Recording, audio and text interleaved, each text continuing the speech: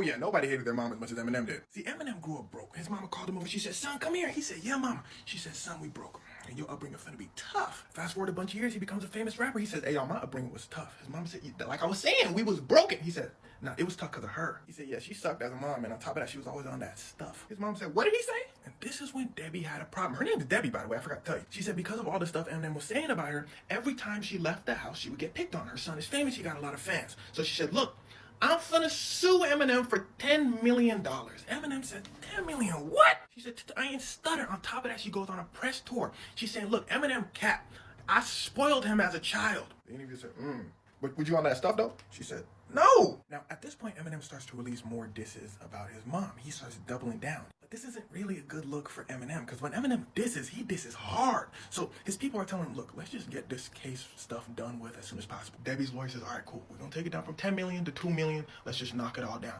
Eminem says, okay, good idea, but how about this? How about she gets $0? I'd rather pay, in his own words, $100,000 in lawyer fees so she doesn't see a dime. The lawyers looked at each other. They said, oh, them folks for real. Everybody looked at Debbie. They said, can you be the voice of reason in all this? She said, absolutely. And you can listen to all my reason in my new diss track. Yes, she releases a diss track towards Eminem saying, hey, I was a good mom. You suck. And here's where it starts to get wicked. Boom, fast forward. It's time for court. The judge says, mama, how much you want? She said, 2 million. The judge said, 2. Hold on, in dollars or naira? She said, dollars? He said, no. Because here's the thing, it's really hard to win a defamation case, which she was suing her son Eminem for, saying that he defamed her, which would mean she would have to prove that all the things Eminem said about his childhood wasn't true, which would be extremely difficult to do. Now the question remains, is the stuff Eminem said about her true or not? I don't know, I wasn't there. But there are people that were. His uncle says, absolutely not. True, kinda. His mom did the best that she could. A few of Debbie's ex-boyfriends, though, said, nah, that boy Eminem, he went through hell. So you could probably understand why this would be so difficult to prove. He said this, she said that. So it just said, no, y'all settle this out of court. The lawyers got together, they said $25,000. Debbie said, nah, you tripping. She looked at her lawyer, she said, they tripping, right? Her lawyer said, boy, you finna be mad at me, because we actually finna give you $1,600.